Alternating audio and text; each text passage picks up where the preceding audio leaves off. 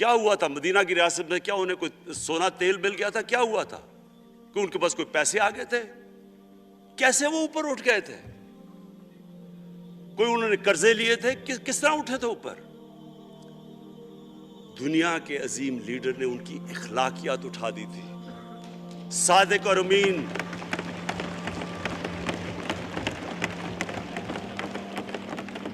ایک قوم انہوں نے ہمیں بتایا، ہمیں قرآن میں اللہ حکم کرتا ہے کہ ان کی سنت پہ چلو۔ اللہ جب ہمیں کہتا ہے ان کی سنت پہ چلو، کیا ہم اللہ کو کوئی فائدہ پہنچا سکتے ہیں؟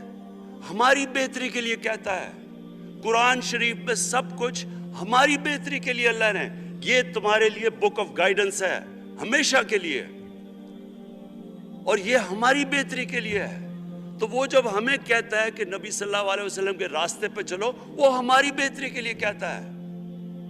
اور میں، جس نے اس عمر میں ساری دنیا دیکھ لی ہے، اسپیکر صاحب میں آپ کو بتاؤں، مجھے تکلیف ہوتی ہے دیکھ کے، جب میں یہ مغربی ملکوں میں جاتا ہوں، اسکینڈینیویا میں، سوئٹزرلینڈ میں، آپ وہاں کے اخلاقی سٹینڈرڈز دیکھیں، ان کی مورل سٹینڈنگز دیکھیں، شرم آئے گی آپ کو کہ جو ہمارے ملک میں ہو رہا ہے۔ اور یہ جو سینٹ کا الیکشن ہوا ہے، آپ کو افسوس ہوگا کہ ہم وہ کس کی امت ہیں، ہم کس کی امت ہیں، کس کے نام پہ پاکستان کا مطلب کیا، لا الہ الا اللہ، اس پہ یہ ہمارا ملک بنا تھا۔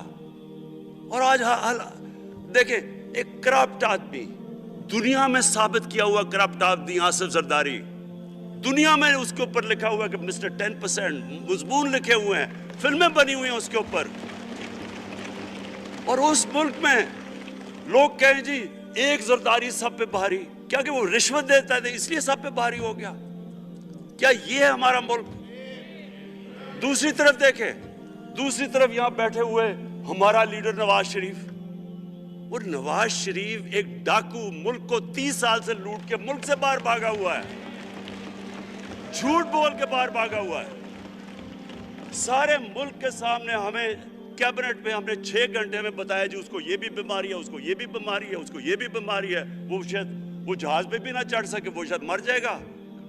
شیرین کے آنسو آ گئے کیبنٹ میں، اور شیرین کے آنسو آنے آسان کام نہیں ہے اسپیکر صاحب۔ تو ہم نے اس کو وہاں، جیسے وہ جہاز پہ چڑھا، جیسے وہاں گیا، وہ ایک دم بھی تبدیل، اور آج وہاں جا کے تقریریں کر رہا ہے، وہاں بیٹھ کے سکیمیں کر رہا ہے، وہاں بیٹھ کے پلاننگ کر کے جی اسے اتنا پیسہ دو، ادھر پیسہ کھلاؤ۔ ساری ان کی ایک کوشش ہے، جب سے ہم 2.5 سال سے حکومت آئی ہے، یہ سارے بڑے بڑے ڈاکو اکٹھے ہو کے یہ سمجھ رہے ہیں کہ عمران خان کو کرسی کا اتنا شوق ہے کہ اس کے اوپر اتنا پریشر ڈالو کہ یہ جی ہمیں جس طرح جنرل مشرف نے این آر او دیا تھا یہ بھی دے دے گا۔ جنرل مشرف، فوج اس کے نیچے، عدلیہ اس کے کنٹرول میں، ساری، میں کیونکہ میں ادھر ممبر پارلیمنٹ تھا، اپوزیشن نہ ہونے کے برابر، جو اپوزیشن کے اندر جو مین آدمی تھا فضل الرحمان، وہ اس کے ساتھ ملا ہوا تھا، وہ 2 نمبر ہمیشہ سے تھا، رائٹ۔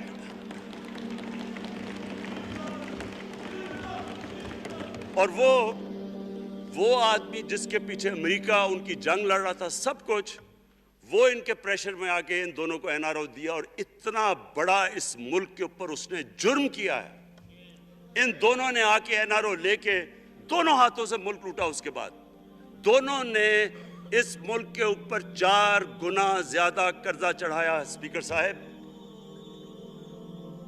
6,000 ارب سے ہمارا قرضہ جو ٹوٹل لائبلٹیز 30,000 ارب پہ پہنچا دی۔ آج ہمارے اوپر کیا مسئلہ ہے؟ ہمیں یہ قرضوں کی قسطیں دیتے ہوئے بیچارے لوگوں کے اوپر بوجھ ڈالنا پڑتا ہے۔ اتنا بڑا وہ لا دیا جی، اتنا بڑا جی، یہ 34 شکیں چینج کر دیں نیب میں۔ اب نیب کا فیٹف سے کیا تعلق ہے؟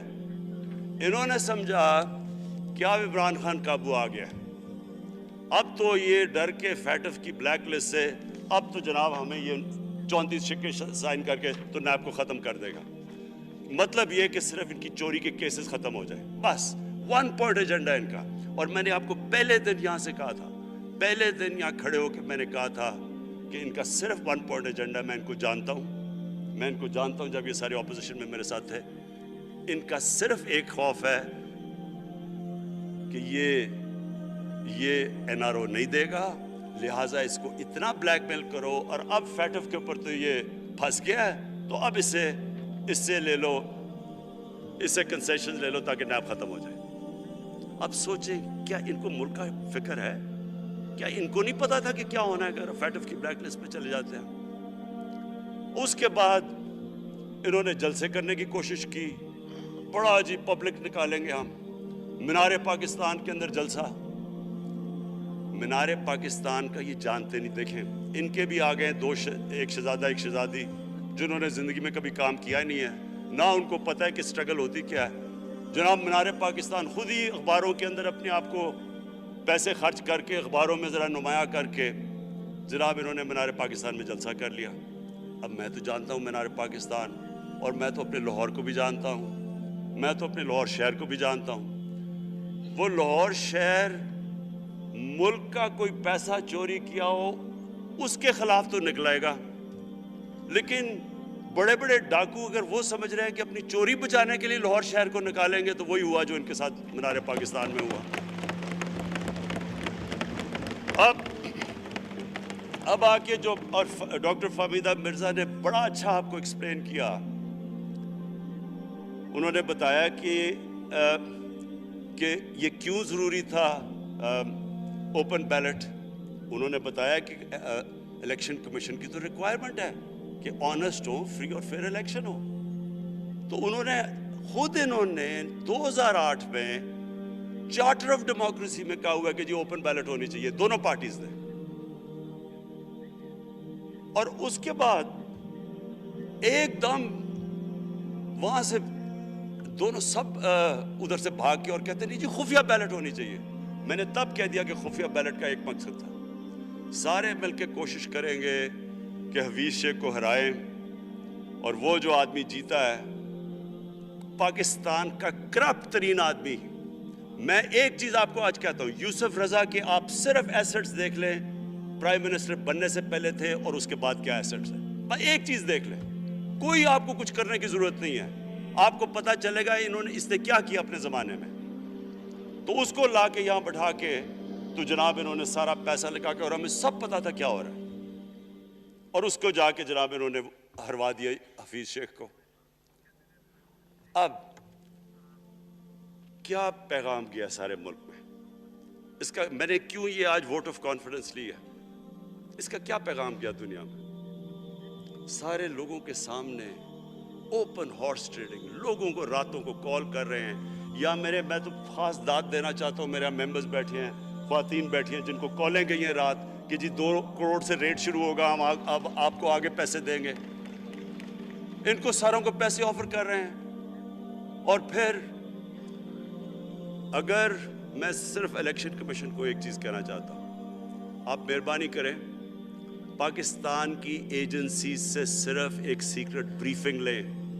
آپ ان کو اندازہ ہوگا کتنا پیسہ چلا اس الیکشن کے اندر, پتہ چلوائیں کیا ہوا اس الیکشن میں.